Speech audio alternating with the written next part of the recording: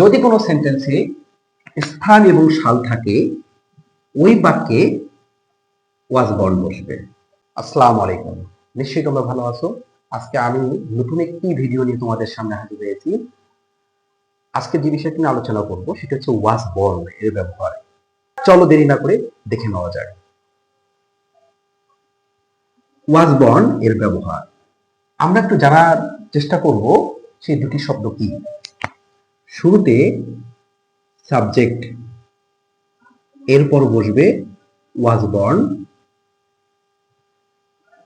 এরপর বসবে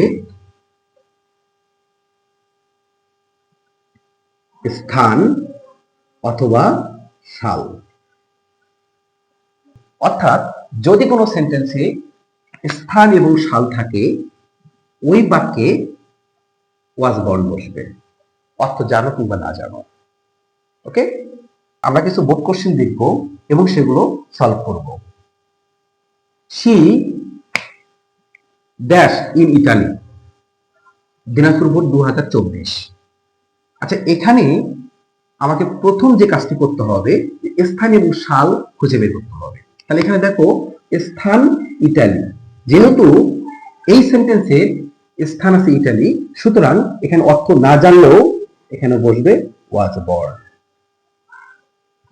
second sentence, my cousin in Malaysia and raised in America, Comilla board 2024।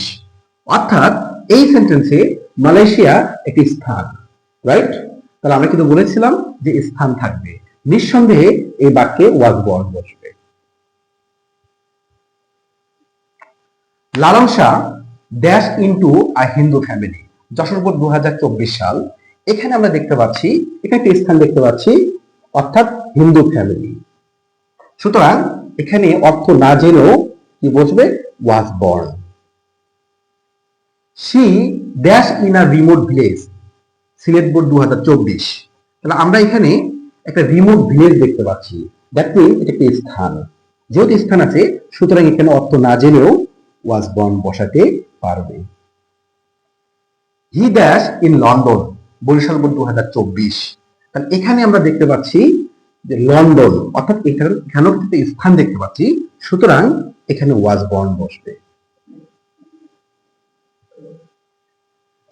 এভাবে আমরা যে সেন্টেন্সে সাল এবং স্থান দেখব ওই সেন্টেন্সে উত্তর হিসেবে ওয়াজ বর্ণ বসাবো। আশা করি তোমরা বুঝতে পেরেছো। এ পর্যন্ত তোমরা ভালো থাকবে। Thank you very much.